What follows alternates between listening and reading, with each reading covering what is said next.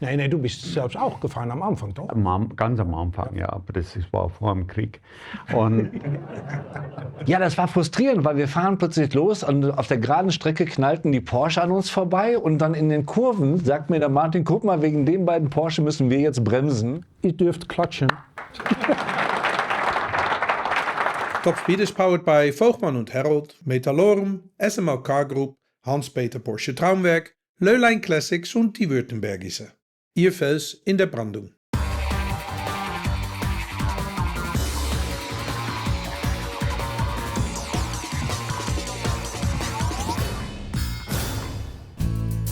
Von Metalorums Hauptsitz begrüßt Topspeed Turbo Talk diese Woche mehrfacher Rallye-Weltmeister an der Seite von Walter Röll, Christian Geisdörfer und Kunstexperte bei Bares für Rares, Detlef Kühn. Christian Geisdörfer, wenn ich sage Sonntagsausfahrt, was sagst du dann? Nur mit 2000 Kurven. Detlef Kümmer, Bares für Rares. Wenn ich dir sage, ein antiken Nachttisch mit Geheimfach, was sagst du dann? Dann hoffe ich immer auf den großen Schatz oder ein bisschen Bargeld, aber meistens sind es dann doch die alten Socken des Vorbesitzers. Ja. Und du warst auch schon bei vielen Rallyes dabei. Ja, einmal das und natürlich haben wir selbst auch in der Sendung immer wieder mal Oldtimer, Fahrzeuge dabei, manchmal Motorräder, manchmal auch Autos, also auch das kommt bei uns immer wieder vor. Maar du hast einen Kollegen, Horst Lichte, der ist auch Oldtimer-Liebhaber, Oldtimer-Fahrer. Mit dem bin ich mal die Mille Miglia auch. Du kennst ihn wahrscheinlich auch aus der Mille Miglia. Aber du bist der Experte bei Bares für Rares. Ich bin einer der Experten bei Bares für Rares, das stimmt schon, aber Horst weiß natürlich unfassbar viel, aber er lässt uns immer auch den Raum. Das heißt, er stellt zwar die Fragen, weil er vertritt so ein wenig die Verkäufer, weil die sich manchmal eben nicht trauen, alles zu fragen, was sie so im Kopf haben. Das macht Horst dann für sie, aber am Ende ist es so, wir arbeiten dann sehr eng zusammen. Horst stellt die Fragen, ich beantworte sie und am Ende weiß dann das Verkäuferpaar oder die Verkäufer wissen dann, was sie als Informationen mitnehmen dürfen in den Händlerraum. Aber du bist hier, weil du leidenschaftlicher Oldtimer-Liebhaber bist. Ja, das auf jeden Fall, sonst wären wir nicht hier. Hast du was mit Kunst? Ja, schon natürlich. Bei mir zu Hause hängt da ein bisschen was, aber ich muss sagen, das ist ein sehr, sehr schönes Hobby, wo ich leider nicht die entsprechend große Brieftasche dafür habe. Wenn man dann so sieht, was also da die Aufversteigerung geboten wird, da muss ich sagen, ich brauche einen Kleinkredit dafür. Übrigens, ihr kennt einander, weil ihr seid gesamt in der Coppa della Alpi, das ist die Winterveranstaltung, eine der Mille Miglia. Und du bist natürlich auch. Wie oft bist du Mille Miglia gefahren? Ich habe mal letzte nachgezählt, 18 Mal. Und ich bin ja 7 Jahre im Stück gefahren, bin dieses Jahr nicht gefahren, weil ich tue mir etwas schwer mit dem 5-Tage-Format. Ja. Und ich finde es zu lang. Eigentlich dann auch der letzte Tag ist sehr öde. Aber die Mille Miglia hat eine Faszination, die natürlich jedes Jahr 420, 430 alte Autos auf die Straße bringt. Und nicht Du hast auch noch die Zeit erlebt, dass 8 bis 10 Millionen Leute dich angewunken haben auf der Straße. Das war nicht normal, da fühlst du dich wie ein Filmstar. Ja, aber das ist jetzt nach Covid ist es wieder so geworden. Gott sei Dank. Also der Enthusiasmus bei den Italienern ist wieder da. Und es ist so ein bisschen ein Traum für einen Amerikaner, Südamerikaner, einmal Mille Miglia zu fahren. Das ist da. Und Man braucht ein Auto, das eigentlich ein Schwesterauto, das die Mille Miglia gefahren ist zwischen 27 und 57. Dann muss das Auto total original sein oder Anpassungen, die im FIFA-Pass sind. Ja. Und dann kommt die letzten 15 Jahre kommt noch etwas dazu. Mille Miglia will eine Weltmarke sein. Und als Deutscher, Holländer, Österreicher, Schweizer hat man kaum noch Chance, weil die wollen die Mexikaner, die Venezuelaner, die Amerikaner wollen die auch haben. Ja, sie wollen vor allen Dingen Vielfalt haben.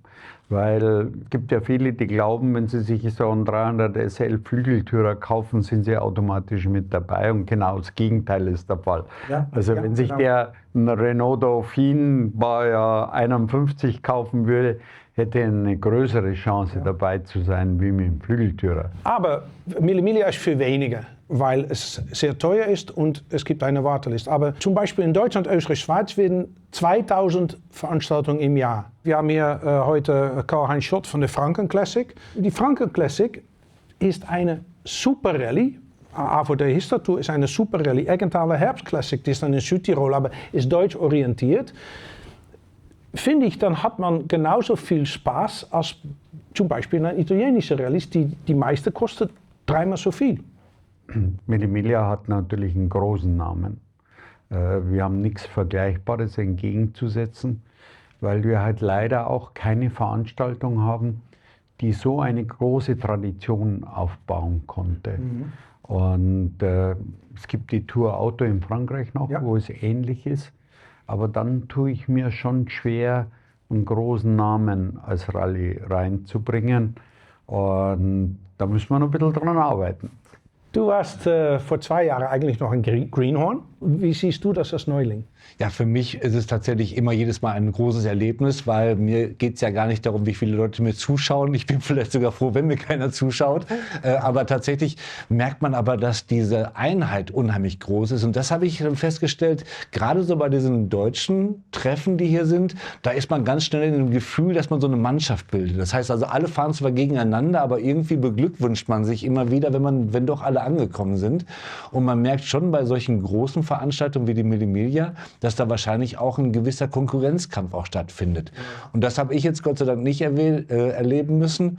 Natürlich nicht, weil wenn du hinten bist, hast du auch keine Konkurrenz. Aber andererseits tatsächlich, ich habe es auch gemerkt, wie die Führenden miteinander umgegangen sind. Das war so anerkennend und das war familiär. Wenn du auf deine Karriere schaust, gibt es jetzt etwas, was dich glücklicher macht, zum Beispiel in der Oldtimerei, als früher ein Podest? Ja, das sind zwei völlig... Damals war es Beruf und Passion. Jetzt ist es nur noch Passion. Also ich mache es gerne, weil ich die Atmosphäre, die Leute, alle, die dabei sind, sehr, sehr gerne habe. Es sind alles relaxte Leute, die die gleiche Passion einfach haben und Spaß dran haben.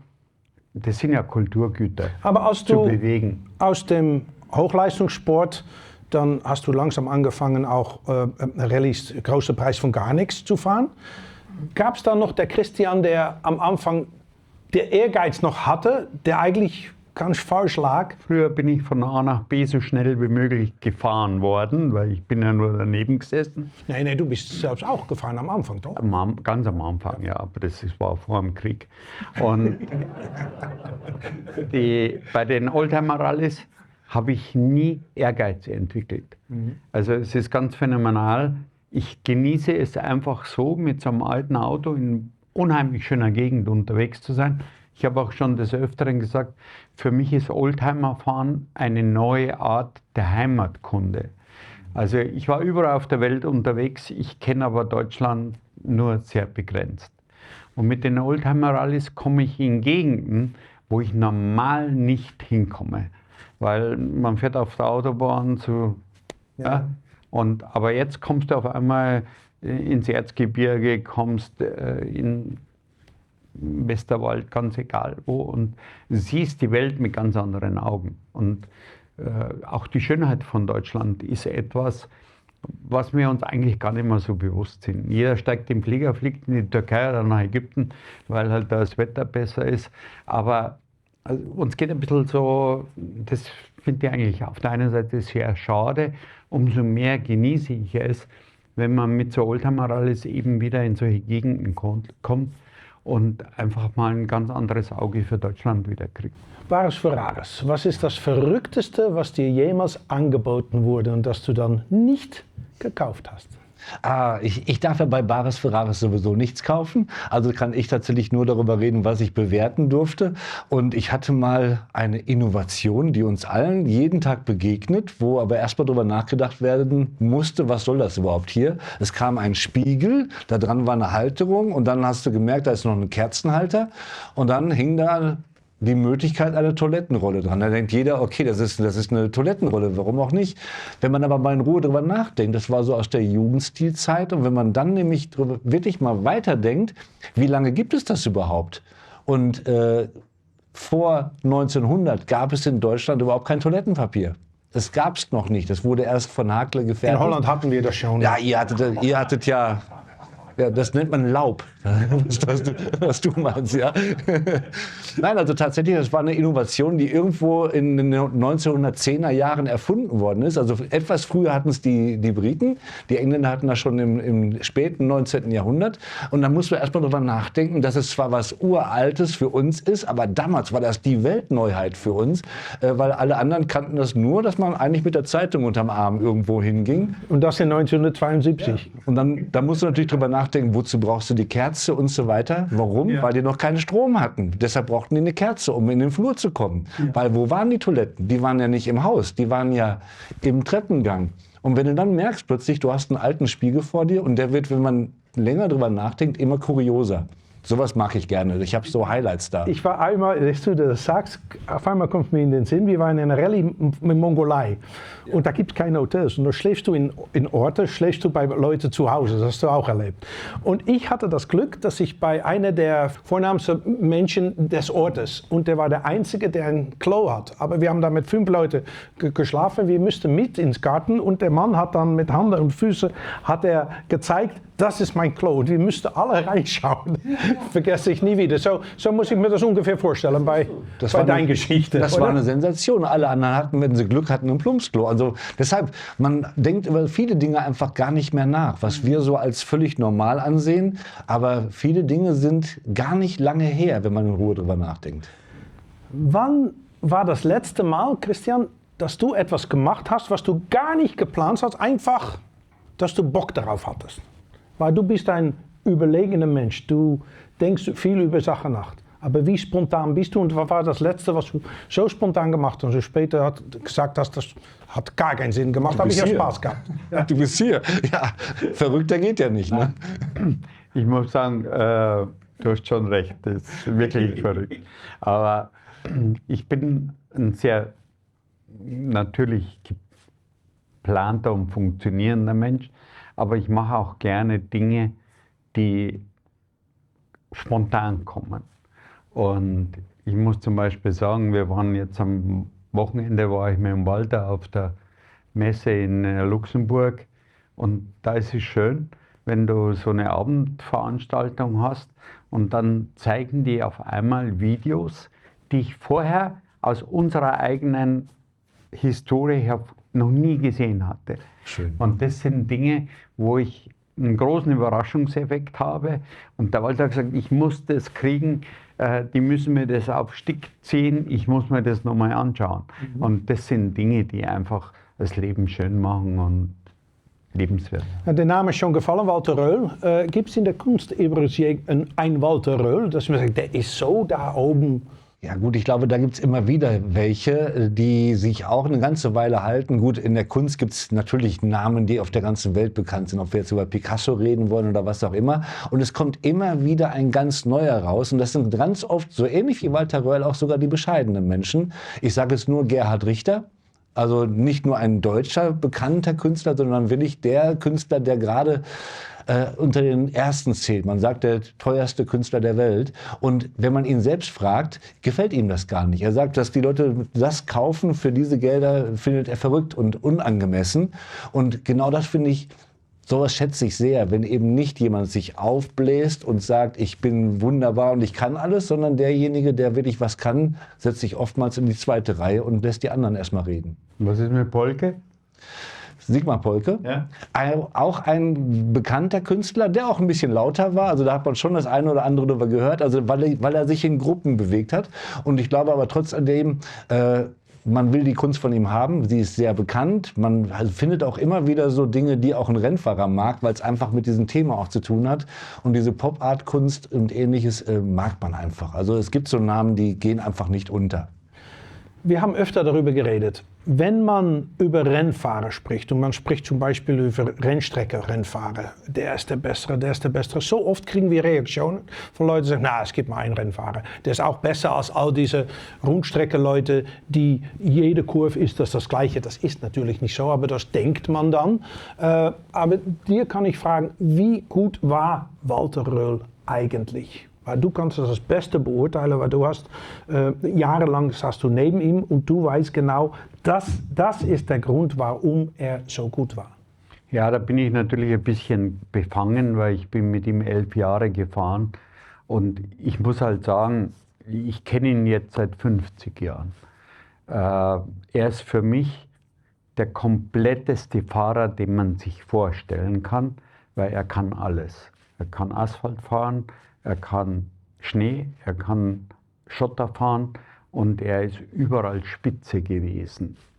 Ein Formel-1-Fahrer, größten Respekt, der kann natürlich auch extrem schnell Auto fahren. Aber es ist von der Psychologie und von der Birne her ein Unterschied, ob ich mit 180 in Waldnähe fahre, wo die Bäume nicht weglaufen, oder ob ich eine Rennstrecke habe, wo halt viel Platz ist und das optisch auch. Bei euch war es noch schlimmer. Ihr seid durch Korridore von Menschen gefahren mit 180, 200, die dann vor den Auto springen. Und du darfst nicht hochschauen, aber du musst auf ein Blatt Papier musst du schauen. Auf ich habe schon, wenn es draußen hell ist, kann ich auch zuschauen, was draußen los ist, weil ich das so mit einem Auge kontrolliere. Aber es ist schon richtig. Und ich muss auch sagen, ich erschrecke selber, wenn ich so Videos heute sehe, speziell aus dem Anfang der 80er Jahre, wo wirklich Menschenmassen auf den Prüfungen waren und nicht nur auf den Prüfungen, sondern auf der Straße gestanden sind und dann mit so Aqua-Klicks-Fotos versucht haben zu machen. Da muss ich wirklich sagen, dass wir da so draufgehalten haben, erschreckt mich heute. Damals war es schon fast normal, weil du natürlich unter enormen Druck stehst und es ist auch einmal artikuliert worden, du wirst bezahlt, um zu gewinnen oder zumindest die Chance zu haben und nicht, um auf Zuschauer aufzupassen. Also die Denke war damals schon etwas anders und den Höhepunkt haben wir erlebt in Portugal, wo also 8 Leute ums Leben gekommen sind, mit einem portugiesischen Fahrer, der einfach das Auto verloren hat. Und der Veranstalter damals uns zwingen wollte, noch zweimal an dieser Unfallstelle vorbeizufahren. Ich kannte den Verantwortlichen damals sehr gut und habe gesagt, Cesare, das kannst du nicht bringen, das geht nicht. Wir fahren jetzt zurück, machen Pack für mich und heute Abend fahren wir normal weiter. Nein, und dann kam natürlich das südländische Ego. Er hat gesagt, wir machen das, was ich sage. Und dann haben wir gesagt, wenn du das so entscheidest, wir fahren jetzt zurück ins Hotel. Und das war das einzige Mal, dass das so funktioniert hat, dass die ganzen A-Fahrer, also die klassifizierten A- und B-Fahrer, waren damals 24 Leute. Wir haben uns im Hotel dann zusammengesetzt, gesagt haben, nein, wir machen nicht Rebellion. Ja. Wir sind dann alle disqualifiziert worden und irgendein unbekannter Portugiese hat dann Aber ihr habt ein Statement gemacht. Aber wir haben gesagt, so geht das nicht. Ja. Übrigens, von euch beide gibt es eine Nacht, die man nie mehr verändert, für immer erinnert. Bei dir hat das dann leider nichts mit Autorennen zu tun, fürchte ich. Aber bei dir haben wir die Nacht von Arganil und darauf kommen wir eigentlich in der zweiten Runde zurück. Ihr dürft klatschen.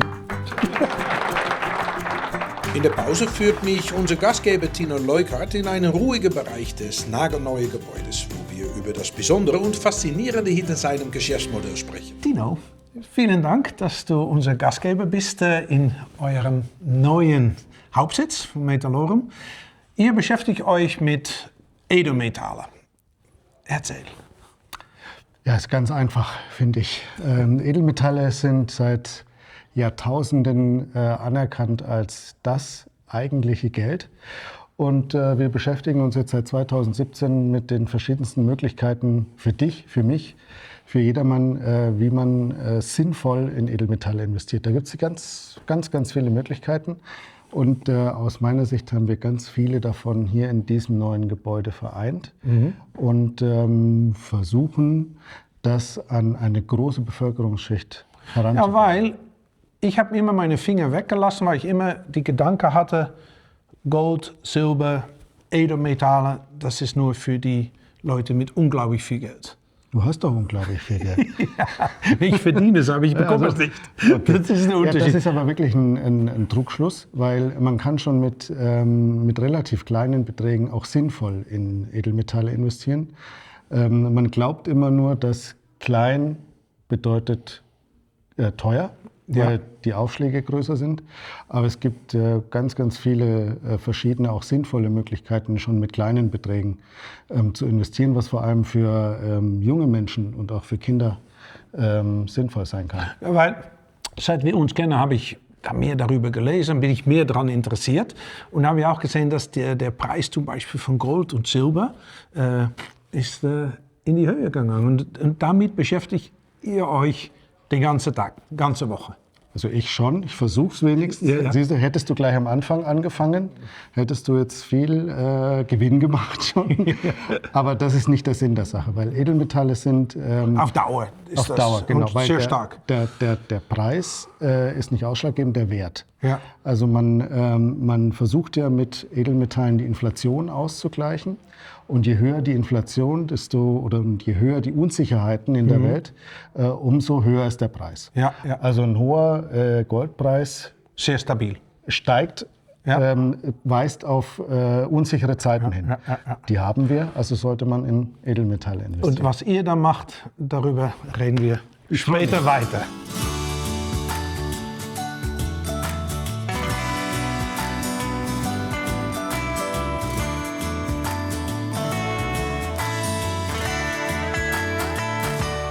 Herzlich willkommen zurück und vor dem kleinen Break haben wir schon gesagt, wir kommen zurück auf die Nacht von Aganil. Es gab einige Sachen, die da entscheidend waren. Erstens, du hast etwas introduziert vor der Nacht von Aganil, schon am Anfang deiner Karriere. Du hast das Betbuch geändert und das hast du auch lange geheim gehalten, weil jeder wollte wissen, was das Geheimnis war bei euch.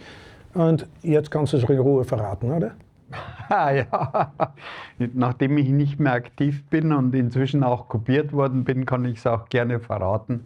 Es ist immer, wenn man jung ist, lernt man von den Etablierten und die geben ihr sogenanntes Wissen weiter. Also man ist ja wissbegierig und versucht dann, das alles aufzunehmen. Und damals war es zum Beispiel so, dass das Gebetbuch von unten nach oben in 3 Spalten geschrieben worden ist auf so DIN A4 Studienblöcken. Und das ist natürlich unheimlich schwer. Erstens, weil es total widersinnig ist, von unten nach oben zu lesen. Dann muss man wieder unten anfangen. Und jetzt mal, wenn das Auto gesprungen ist oder in ein Loch reingefahren, hast du natürlich die Zeile verloren, in der du warst. Also waren die Fehler schon programmiert. Und ich habe relativ früh angefangen, das umzustellen. Ich habe ein kleineres Format benutzt und habe ganz normal wie im Lesebuch von links nach rechts geschrieben. Das hat mir dann die Möglichkeit gegeben, mit dem Daumen das zu verfolgen. Und dadurch bin ich nie aus dem Schrieb rausgekommen. Das Betbuch war auch kleiner, gell? War kleiner, war so ein übergroßes DIN A5-Format. Und hat auch dann viele andere Möglichkeiten ergeben, dass man leichter ausbessern konnte, was dazuschreiben konnte. Und dadurch war ich schon sehr, sehr früh relativ fehlerfrei. Und das ist natürlich Leute, die mit mir unterwegs waren, sehr schnell aufgefallen. Und so kam ich auch zum Walter. Wir waren zwar bei Opel in derselben Mannschaft, sage ich, aber wir hatten keinen direkten Kontakt. Ich bin mit einem Youngster gefahren. Der Walter war 74er Europameister, war etabliert und der hat sich mit so einem Greenhorn wie mir eigentlich nicht sehr intensiv beschäftigt. Und es war dann so, dass ich mit dem Rauno Althonen, der verschiedenen auch noch ein Begriff ist, für den Walter dann Eisnoten gefahren bin bei der Rallye Monte Carlo. Weil Jochen Berger, sein früherer Beifahrer, dann Opel-Chef, zu mir gesagt hat, na, Sie sind doch Student, Sie haben doch Zeit, Sie können doch Eisnoten machen. Ich hatte das vorher noch nie gemacht. Ich war 23 Jahre alt. Ich habe gesagt, ja, logisch kann ich das. Ich hatte auf Dialekt, auf Bayerisch. keinen Schimmer hatte ich davon.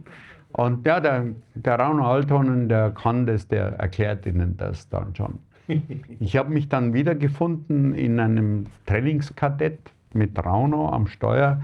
natürlich für mich ehrfürchtige Person. Der hat mir dann 4 Stifte in die Hand gedrückt und hat gesagt, du unterstreichst dann das, was ich sage. Und fuhr schon los. Ich hatte eine Hand zu wenig, weil Stifte halten, wechseln, unterstreichen, gleichzeitig vorlesen. Also ich war am Anfang, gelinde gesagt, einmal ziemlich überfordert. Und das hat aber dann schon geklappt. Und der Rauno hatte natürlich auch eine Art, mir zu zeigen, wie gut er Auto fahren kann. Also das hat das Ganze nicht erleichtert. Aber wir haben das ganz gut hingekriegt in dem Jahr. Der Walter ist mit dem Kadett Vierter geworden hinter 3 Stratos. Also war alles Friede, Freude, Eierkuchen. Nur ich selbst habe mir schon damals gedacht, das kann nicht funktionieren, weil das hat so viele Unwägbarkeiten, so viele Zufälle und habe also auch das Eisnotensystem, wie ich dann später mit dem Walter gefahren bin, entsprechend umgestellt. Und das war so die Basis für unseren Erfolg bei der Rallye Monte Carlo. Also du gewinnst nicht 4-mal, wirst, was weiß ich, wie oft Zweiter, Dritter, wenn es nicht funktioniert. Aber wie lange hat es gedauert, bevor die herausgefunden hat, dass du etwas anderes machst? Ja, durch die Eisnotenfahrer, weil jeder hat ja sein eigenes Team, hat sich das dann schon ein bisschen rumgesprochen. Aber jeder hat gesagt, naja, ob das geht und so. Und da muss man so viel lesen und das ist schon schwierig. Und das hat einmal verhindert. Erst wie wir dann so 2-3 Mal gewonnen hatten, haben die anderen angefangen, das auch umzustellen.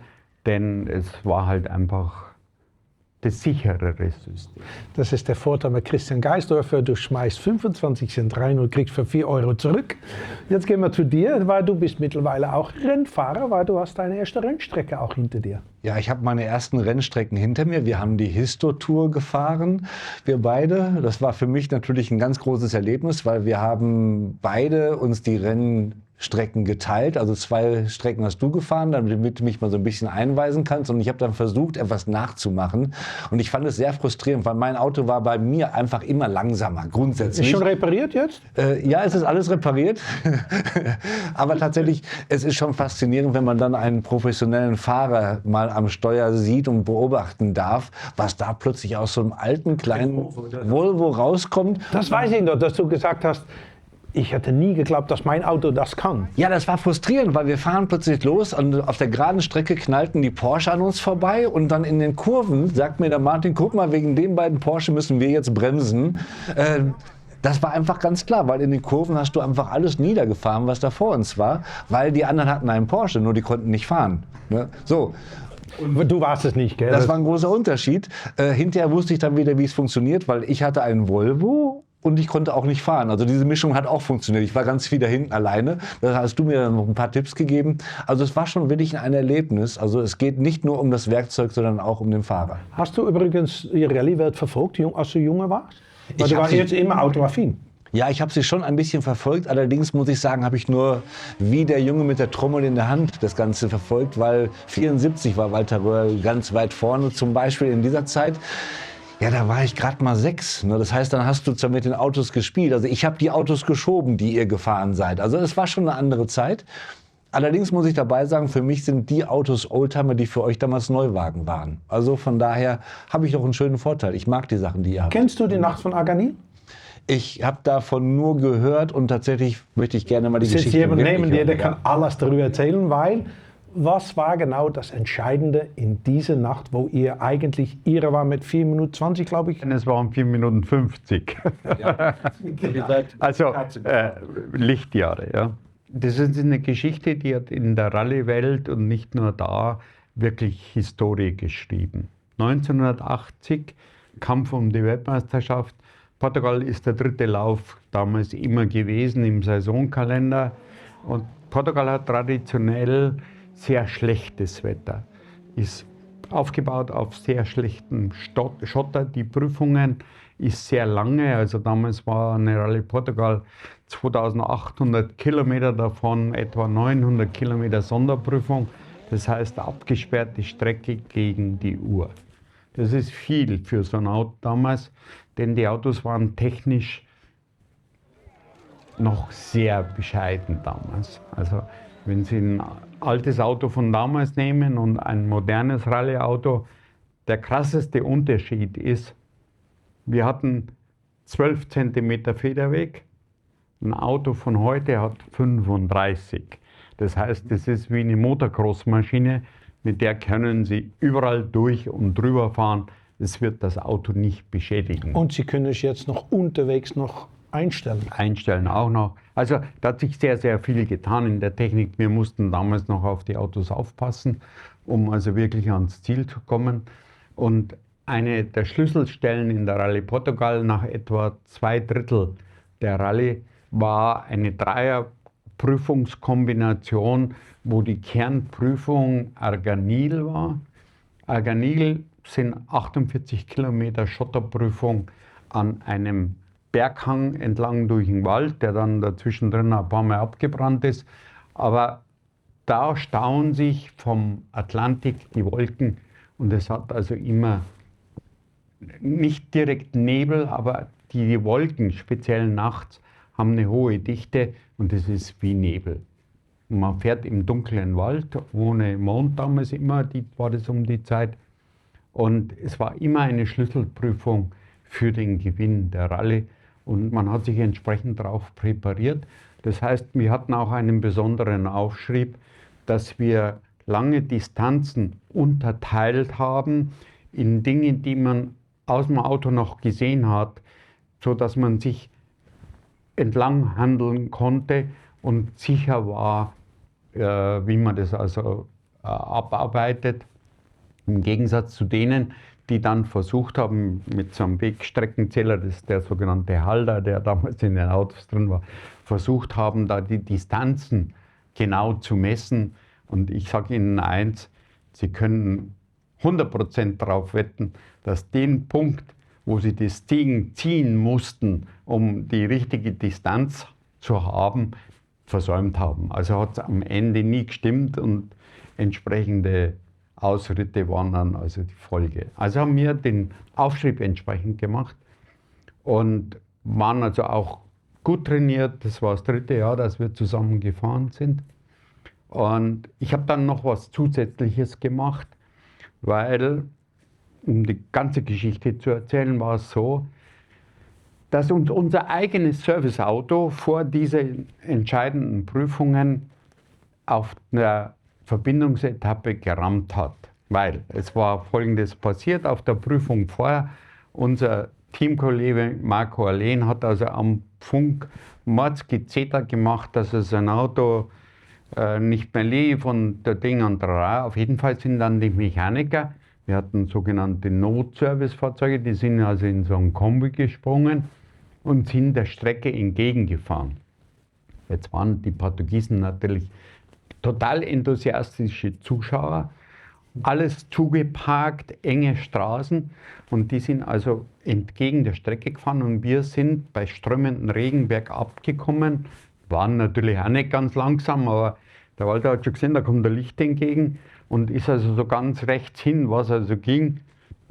Die Jungs kommen um die Ecke, bumm, sind uns die in die Seite gefahren, vorne links, Rad schief, war alles nicht sehr lustig. Also für einen Walter natürlich, der so eine Krawatte gehabt hat. Ich denke, viele Leute kennen die Bilder, dass er im Auto schimpft und die Italiener haben das verstanden, das bayerisch Fluchen. Das war eindeutig. Und das war aber für ihn so ein bisschen auch so der extra Kick.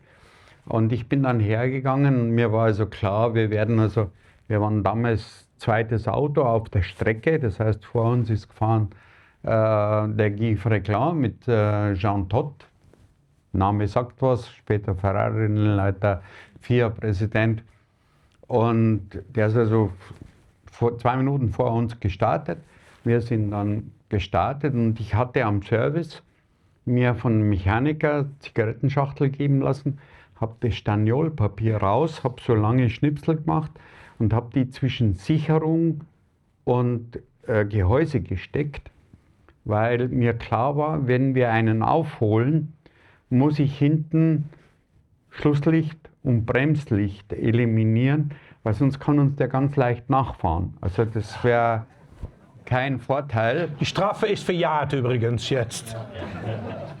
Und es kam dann so, wie also befürchtet. Wir haben also die beiden da in den Palboot eingeholt, überholt und in so einer langen Links habe ich hinten die Lichter, also die Standols rausgezogen und dann war also hinten finster und dann hat auch schnell keiner mehr hinter uns da reingeleuchtet und wir sind also da zügig weggefahren. Und am Ende der Sonderprüfung, ich hatte ein gutes Gefühl, weil wir einfach ohne so Hot Moment oder sagen wir mal ohne einen irgendwelchen großen Risikofaktor auf der Prüfung waren, hatte ich ein gutes Gefühl, dass das eine gute Zeit ist.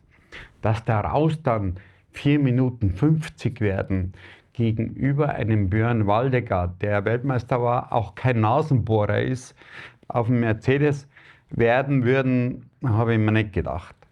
Und dann gingen natürlich dann schon die Gerüchte an, ja, die haben abgekürzt und so. Erstens geht's nicht. Und wir haben beim zweiten Durchgang, was dann schon so am Morgen war, 4 Uhr, haben wir das ganz Gleiche nochmal gemacht. Das waren dann nur noch 3 Minuten 30. Also wir haben das gekonnt. Wir haben es dann auch später noch bei verschiedenen anderen Rallyes geprüft, dass wir es noch können. Und das sind halt so Geschichten, die bleiben im Kopf und das sind Dinge, wo ich halt einfach sage, macht mir unheimlich Spaß, nach wie vor darüber zu reden, was man damals mit Enthusiasmus, viel Herzblut auf die Reihe gebracht hat, ohne großartig darüber nachzudenken.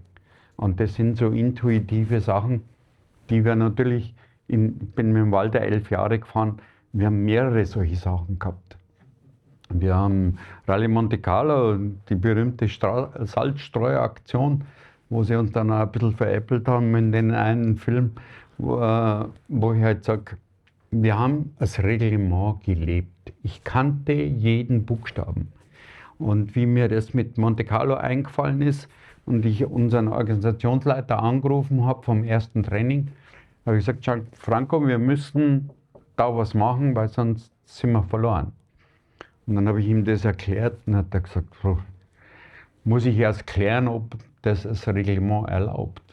Dann habe ich gesagt, kannst du gerne machen, aber ich sage dir, das geht und wir machen das. Du musst das jetzt organisieren. Und so haben wir es dann auch gemacht. Und das war so faszinierend mit den Italienern, dass die so flexibel waren und beweglich waren und gesagt haben, ja, ist nicht verboten, können wir machen. Ich habe wieder ein neues Wort gelernt, Nasenbohrer, finde ich ganz schön.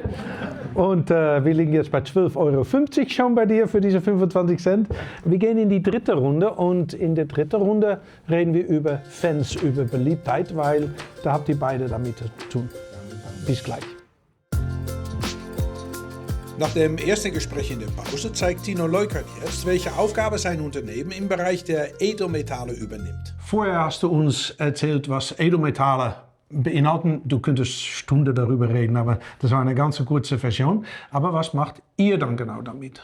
Weil also ich sehe... Genau, wir stehen hier in unserem Goldschmiedeatelier, nenne ich es jetzt mal, was wir in dem neuen Gebäude eingerichtet haben. Und das zeigt sehr deutlich, was man aus Gold alles machen kann. Also man kann nicht nur den Krügerrand kaufen und bei sich zu Hause hinlegen, sondern viele haben auch zum Beispiel den Schmuck oder auch das Zahngold von der Oma noch, verkauft das an uns. Und ja, wirklich. Und wir versuchen dann dem ein zweites Leben zu geben oder ein drittes, viertes. Wenn es natürlich kaputt ist oder wenn es ganz aus der Zeit gefallen ist, dann wird es eingeschmolzen und wird wieder was Neues. Also Gold schmeißt man nicht weg. Aber wie man hier sieht, ist auch ganz oft was dabei, was, wenn es aufgearbeitet wird durch unsere Goldschmiedin, einfach wieder ein zweites Leben bekommt. Schön. Und jemand Neues schmückt.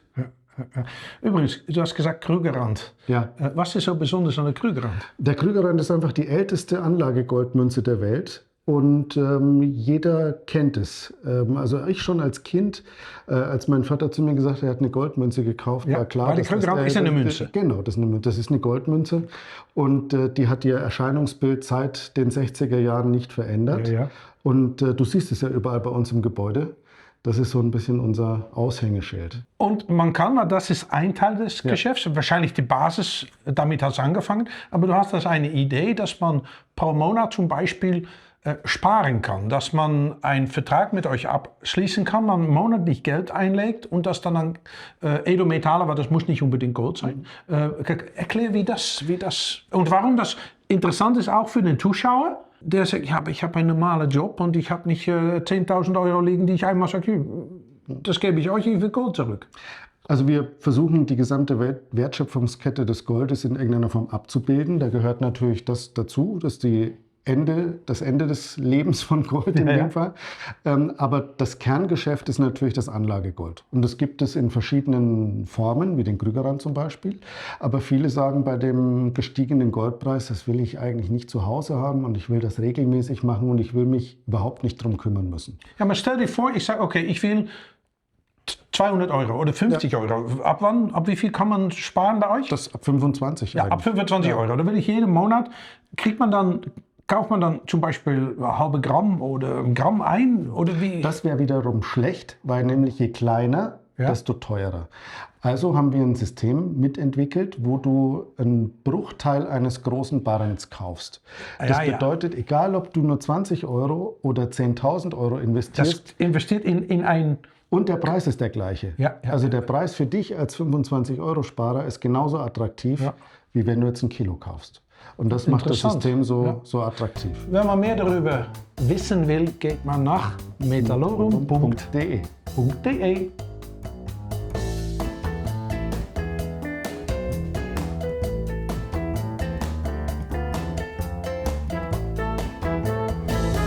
Herzlich willkommen zurück.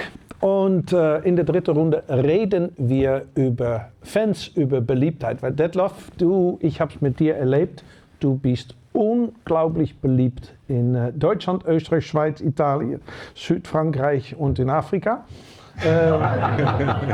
Ich habe für mich einen großen Vorteil. Ich nehme das Ganze nicht so ernst und nicht so wichtig. Also wenn mich jemand fragt, ob ich mich prominent fühle, das kann ich ganz klar verneinen.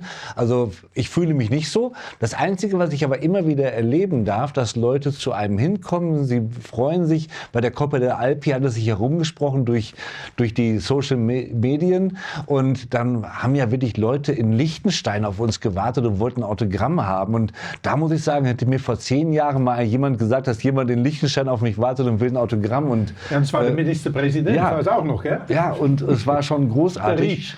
Und da muss ich dabei sagen, das sehe ich nicht als für mich wichtig, aber es ist ein unfassbar liebes und nettes Kompliment, wenn sich jemand die Zeit nimmt und die Mühe macht, einen zu besuchen, dann noch sagt, du machst einen tollen Job, das tut mir gut, was du da tust, und anschließend sagt er auch noch, kriege ich ein Autogramm oder machen wir ein Foto für meine Familie, die freuen sich.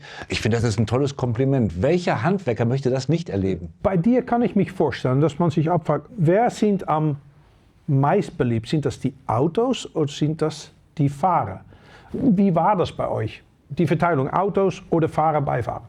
Ja, ich meine, ich muss ganz ehrlich sagen, ich bin immer nach wie vor noch sehr erstaunt, weil man muss sich vorstellen, wie lange es her ist, dass wir die letzte Rallye gefahren sind. Das also der Walter sowieso, aber dass wir als Team noch eine Popularität genießen und die sehr respektgeprägt ist und einfach mit sehr viel Hochachtung zusammenläuft. Wenn jetzt bei so einer Veranstaltung wie in Luxemburg, da stehen dann, jetzt Luxemburg ist Ausland, aber sprechen Deutsch. Ja, viele davon. Dann stehen da Leute 1,5 Stunden an für ein Autogramm, um sich was unterschreiben zu lassen. Die rücken an mit Motorabdeckungen, mit Stoßstangen, mit allem Möglichen, stehen dann da, um das signiert zu bekommen. Das ist etwas, was mich immer wieder fasziniert und was da auch bei den Menschen natürlich für tiefes Empfinden da ist, dass sie sich da die Mühe machen, und das respektieren wir natürlich auch wirklich groß. Vor der Tür steht unter Walter Münch, vielen Dank, dass du den S1 vor der Tür steht. Das ist eine Kopie von deinem Auto. Das erste, was du gemacht hast, ist das Auto auch ein Autogramm in der rechten Tür, glaube ich? Ja, weil das ist ja der Inbegriff von Angst, Schweiß, wilde Erlebnisse und ein Monster auf der Straße. Also auch wenn ich heute noch so ein Auto sehe, kriege ich Gänsehaut, weil da einfach zu viele Emotionen damit verbunden sind. Und es ist einfach schön, dass das weiterlebt, dass es immer noch gibt. Wie du gesagt hast, das ist 40 Jahre her und immer lebt das noch. Und das Schöne ist, schau dir den Kerl an, ich höre mir die ganze Zeit zu, ihr ja auch gerade alle, und der feiert sich nicht selber, der Mann sitzt da einfach und redet ganz ruhig über Erlebnisse, wo wir aus der Angst gestorben wären, das darf man ja nicht vergessen. Und wir reden immer von Walter Röhrl, aber was wäre Walter Röhrl ohne einen solchen brillanten Co-Piloten, der ihn auch noch nach vorne gebracht hat? Und ich, kleiner Junge, habe das als Kind erlebt und weiß heute noch, wer die sind. Und wenn ihr mal die sozialen Medien aufschlagt, dann seht ihr immer wieder irgendwelche kurzen Ausschnitte. Man redet gar nicht von den Rallye-Fahrern von vor 10 Jahren. Wir reden immer noch über die alten Hasen, weil die haben diesen Mythos einfach aufgebaut. Also ich bin total stolz, dass ich hier sitzen darf und einen solchen Menschen neben mir habe, der es noch nicht mal wirklich ernst nimmt. Also das ist ein Applaus wert, dieser Mann hier. Danke. Danke.